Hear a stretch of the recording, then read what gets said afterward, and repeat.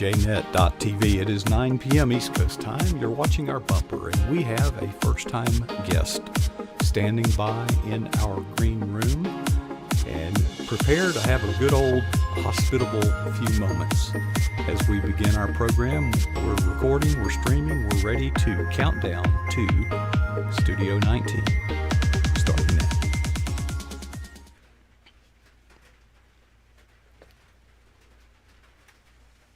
Well, welcome. This is pjnet.tv. I'm Coach Prasick, and we are ready to welcome a first-time guest for the 282nd time. We have someone very special waiting to join us, and you're going to enjoy this. It's going to be a little, well, it's going to be unique. It's going to be a little bit different. And Laura Lee Leathers, I think you're branded as Triple L. I wonder where you got that from. Yes, that is correct. I actually had an agent tell me that I needed to use my middle name when I write. I think a lot of people do that. A lot of authors do that. I think so as to disambiguate. You know, if your name were Mary Smith, there are many Mary Smiths out there, and so they want to make sure that they're uniquely known. But you might be more known by something else. The Tea Lady comes to mind. That's correct. In Mississippi, I have earned that reputation of being the tea lady. And I've even had someone track me down in Walmart yelling, "Hey, tea lady." And of course, I turned, and it was someone that had attended a conference and a tea party that I had done. So that's a lot of fun. I even have the car tag that went with it. Oh, you got your own car tag. You're in Mississippi. How many, what did it actually say? You couldn't do that in Florida. There's too many letters. Well, it actually said tea lady. I Okay, actually had enough room to put that on there. Okay. And then I decided that probably wasn't the best of security things to do. So I did away with it. Oh, well. But, you know, it's a nice thought. Now, Laura, your work spans a lot of different things, and we'll get to some of that later. But you live by, the foundation of much of that you do today was established. I don't want to call you a tomboy. That would be kind of rude, but you were raised on a farm, and there weren't no guys amongst you. No, there were not. And my dad needed our assistance, myself and my two sisters, but I was the oldest. And so I learned to mix concrete. I could herd the cattle. I knew how to take care of the pigs. I worked hard in the garden. And if he needed a roofer, I learned how to do that as well. So lots of experiences. And when I was 18, he said, "Laura, you can just stay on the farm and work in the garden." And I said, "No, I don't think so. I need to go find a job, and I'm ready to move on."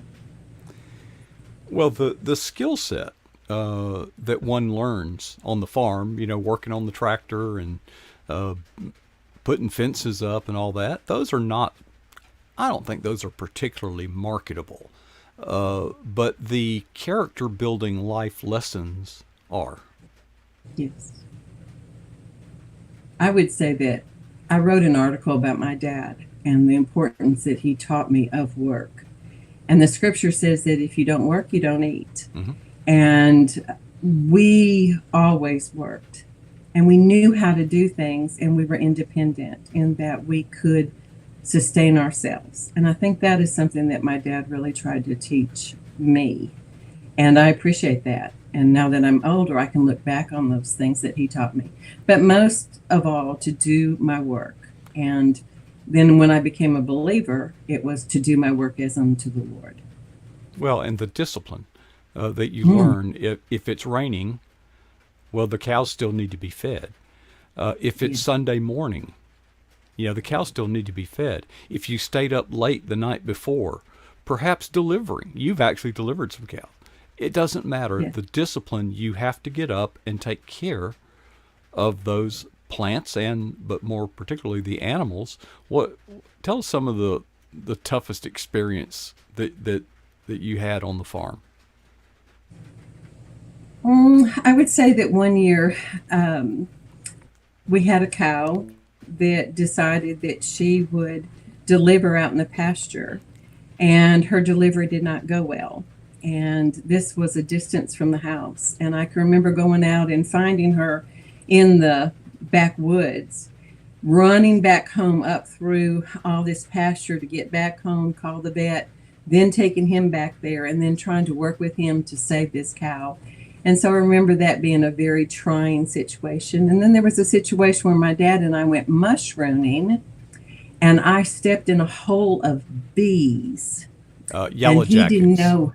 Yellow jackets. Yes. Yeah, those And aren't he bees. did Those not- are wasps. They were stinging, and he couldn't figure out what had happened to me. And when he came to where I was, he stepped in the same hole. Oh my. And we suffered for the next 2 days with those bee stings, especially Well, my dad. if you fell into it, they had undermined that. That was a very large nest, and there was a family. Their child stepped in one, and that child died, literally died. And yellow jackets are particularly poisonous, and they are also aggressive. If you run, they will pursue you. They will literally pursue you. They're very aggressive, and I don't know how you kill them today, but the way we killed them back then is you first go in at night. You identify where it's at, go in at night, and we take a garden hose and we'd push the end of that hose right up to the hole of that nest. Now they've got one soldier up there maintaining watch. Okay, but you just get that hose close, and then we would have that hose. We'd have a funnel on the other end, and we'd just pour gasoline in that hose, and we would dump gasoline. So you only have to worry about that one soldier that's guarding the gate, so to speak. And I've heard that sometimes they'll have more than one vent, one opening to the same nest. You got to be careful. But no, they're awesome. Wasp and bees and things like that are more manageable. But yellow jackets, and they'll swarm. Oh, it's terrible. I still remember it to this day. I mean, it still brings chills to my body just thinking about all those bee stings. Did you ever have to put But an it was animal bad. down? We did not. We were able to save her, and was able to do that. Now, you mean other animals? Right. Not really. Dad pretty much took care of things. Okay. But we also butchered. We had our own cows that we butchered, and the hogs that we butchered. And we did 100 chickens every summer that we put up in the freezer. So we had a root cellar, Mom canned. We just did everything. So it was fun. It was fun now that I look back, but I didn't enjoy doing all that work. But it was good. Well, it's the character, the discipline, and learning that you are responsible. That if you did something, and there are no exceptions. If you park the tractor and don't set the brake, and that tractor rolls down the hill, it doesn't matter how sorry you are. It really doesn't. Right. You may regret it and you may apologize, but the laws of physics care not about your lack of responsibility. They just do what they're immutable. Your opinion doesn't matter. And it's fun to watch my children now all engaged in some kind of farming, or they're working on tractors for a living. One has a chicken and a cattle operation. The other one is trying to homestead out in Montana. So it's fun watching them develop their love for the farm and incorporating that into their lifestyle. It's fun. There's so many skills. You have to become a mechanic. You have to become you get to be a jack of all trades, because a lot of times there are no resources. You've got to be kind of innovative. You've got to adapt and overcome, as the Marine Corps would say. And there's so much to learn about nature and how God's creation works, and just watching that seed come up out of the ground, and planting corn or cotton or soybeans. At the end of the year, are you going to make a harvest? Is that all going to come together? And so there's so much where the farmer has to depend upon things that are so out of his control. Exactly. God is in control of the weather. Then somebody else comes in and dictates what you can and can't do, or how you can and can't sell. But it's just, I see the farmer's life just so dependent upon the Lord, and it's so rich and full. There's just a lot to be said about it. I remember going out to the, in the nursery where I worked, a commercial nursery. We would put out malathion and DDT for insect control. And you see these commercials today, this stuff's poison, Well, of course it's poison. It's made to kill the flies and the bugs. But malathion is absorbed through the skin. And DDT was the same way. But, I can remember, and fertilizer. You ever put out ammonium nitrate? Yes, we have. We used to buy that stuff we'd load the whole truck up with it. Today you can't buy it because it's considered an ingredient in a recipe for a pipe bomb. That's but right. That ammonium nitrate was some potent stuff. I mean, it would, if you had pole beans or something, you fertilized it, they would rust all the wire that the pole beans were climbing, and all your beans would be on the ground the next day because the wire had rusted, broke. And 3 words. Or this phrase has somehow become part of your genre, your personal brand. And those 3 words are words, hospitality, and gardening. Yes. Years ago, when I started a ministry called Tea Time Treasures, the whole purpose was to touch lives through biblical hospitality. And I did that for about 10 to 15 years, and then I had to return back to the marketplace, full-time work. And so I've kind of let that go. But now that I've retired, these are the 3 things that are my passion, and that is to be that freelance writer, to take God's word and share it with others. And then hospitality, I'm still doing my tea stuff. Every once in a while, I'll have the opportunity to go and speak to a church group, or I'll have my girlfriends come over, or it could be a number of different things. And then the flowers, I just thoroughly enjoy growing the different types of flowers. And I have what we call a cut flower garden. And so I love being able to go out there and cut a bouquet and bring it in and enjoy it for myself, or take it to someone. It's not necessarily something where I sell the product, but it's something that I can share with others. And I have people come and they want to take a tour, and they ask me, why in the world do I do all this work? And I say, just simply because I enjoy doing it. It is a passion, just like writing and doing the hospitality. It's a passion within me, and that's what I enjoy doing. And I believe God has called me to that in this stage and age of my life.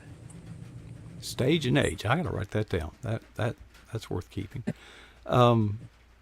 In line with part of that triad, triune identity that you uphold, is the tea lady.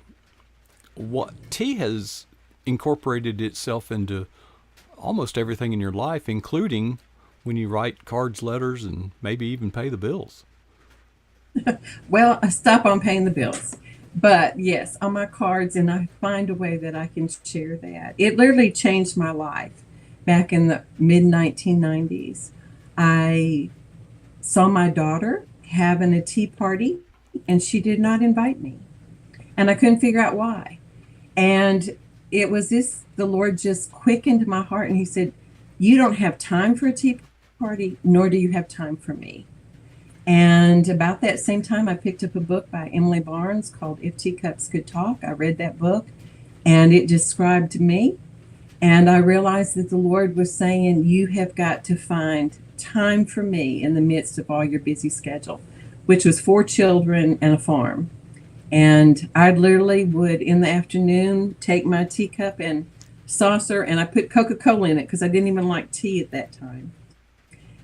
And I would go sit with my Bible and my journal, and I would just spend a few minutes with the Lord. And it literally began to change my life in a way that I could have never imagined. And so that grew. And then I started saying, well, maybe somebody else would like to learn about a cup of tea. And then I created tea baskets. And then I thought, well, maybe I could teach women the art and etiquette of taking tea. And I think I did every garden club that was in a 50-mile radius of my house. And then I found doctors' wives wanted to put together a tea for their kidney foundation. And they showed up at the house one day. And so this ministry just evolved. And every time a door would open, I would step through it. And I would tell the Lord, I don't know what I'm doing, but if this is what you want me to do, then I'm going to learn about it. And so I did.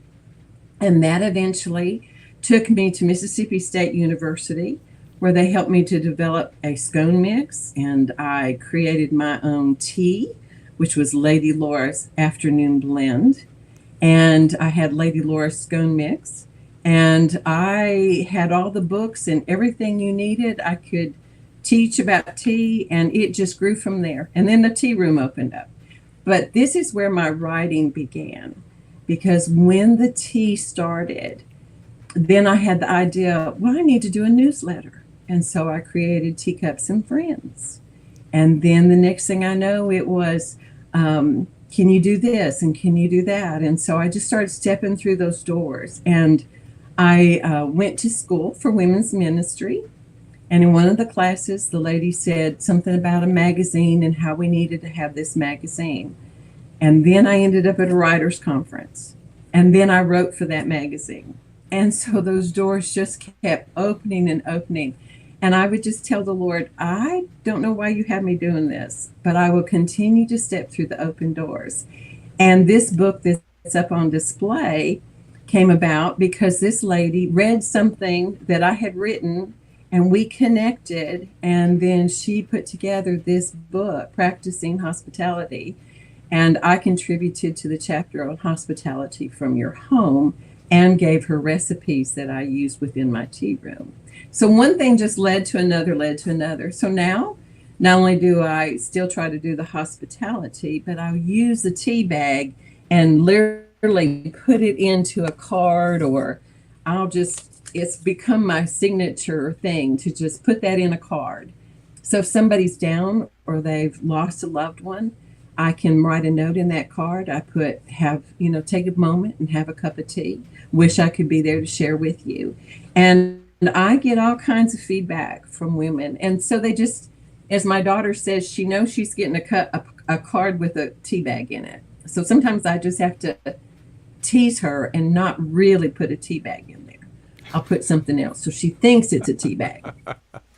She thinks she knows me so well. But it's been a lot of fun. And I have enjoyed being the person that brings tea into somebody's life. And my goal, too, is to help women to see that hospitality is a biblical command for all of us, men and women. It's not just something for those that have, quote unquote, the gift. Mm-hmm. It is something that is supposed to be part of our Christian behavior. Well, and I will say, it is. It's fun. It is so tons of fun. And I actually had a man from Germany and a man from Paris, France, stop by this little country home one day on bicycles. And he asked me all kinds of questions about tea. He was married to a lady from Japan. But do you know that man had never had a hot cup of tea? And so here he is in Pickens, Mississippi, and I pour him a hot cup of tea. And it was the most amazing experience. He had quite a story. And of all the people he could have stopped at on this particular highway that I live on, we were probably one of the few that spoke a little German.